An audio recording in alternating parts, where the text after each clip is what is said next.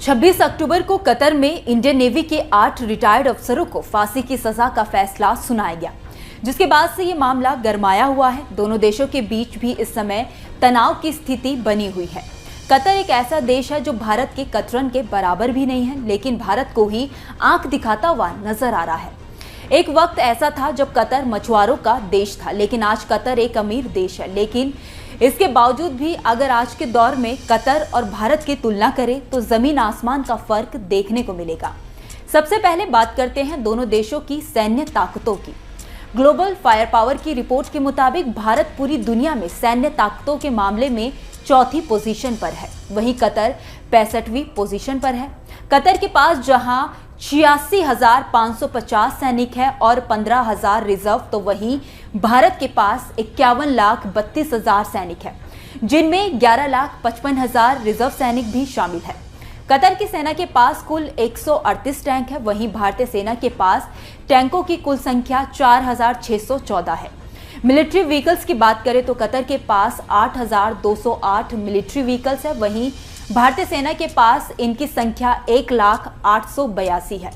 ये तो हुई सैन्य ताकत की बात। वहीं अब रॉकेट आर्टिलरी की बात करें तो कतर की सेना के पास रॉकेट आर्टिलरी की कुल संख्या 16 है। भारतीय सेना के पास रॉकेट आर्टिलरी की कुल संख्या 1,500 है। कुल विमान की बात करें तो ग्लोबल फायर पावर के अनुसार कतर के पास कुल 198 विमान है, वहीं भारतीय सेना के पास 2,210 विमान है। अब बारी ट्रांसपोर्ट और ट्रेनर विमान की, तो कतर के पास कुल 12 ट्रांसपोर्ट विमान और 52 ट्रेनर विमान है, वहीं भारत के पास इसकी संख्या काफी ज्यादा है। दरअसल भारत के पास 254 ट्रांसपोर्ट विमान और 353 ट्रेनर विमान शामिल है। हेलीकॉप्टर की गिनती में भी भारत कतर से आगे है, वहीं नौसैनिक पोत से लेकर एयरक्राफ्ट कैरियर में भारत आगे है। कतर की नौसेना के पास एक भी पनडुब्बी नहीं है, जबकि भारतीय नौसेना के पास 18 पनडुब्बियां हैं। अब आप इसी से अंदाजा लगा सकते हैं कि कतर भारत के साथ जंग करने का ख्याल भी अपने दिमाग में नहीं ला सकता है। अब अगर दोनों देशों के क्षेत्रफल की बात करें तो 182.86 करोड़ की आबादी वाला भारत कतर से काफी बड़ा देश है। भारत का क्षेत्रफल 32,87,263 वर्ग किलोमीटर है, तो 29 लाख की आबादी कतर का क्षेत्रफल 11,571 वर्ग किलोमीटर है, जो कि भारत के राज्य त्रिपुरा से बस थोड़ा ही बड़ा है। वहीं कतर के लिए भारत की जरूरत ज्यादा है। कतर की जो अर्थव्यवस्था है उसमें भारतीयों का एक बड़ा योगदान है।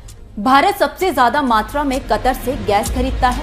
अब वो गैस खरीद रहा है, इस वजह से वहां की अर्थव्यवस्था में भारी भरकम धनराशि जारी है। लेकिन अगर इस नौसैनिक वाले विवाद की वजह से रिश्ते खराब हुए तो भारत कई तरह से सख्त कदम उठा सकता है।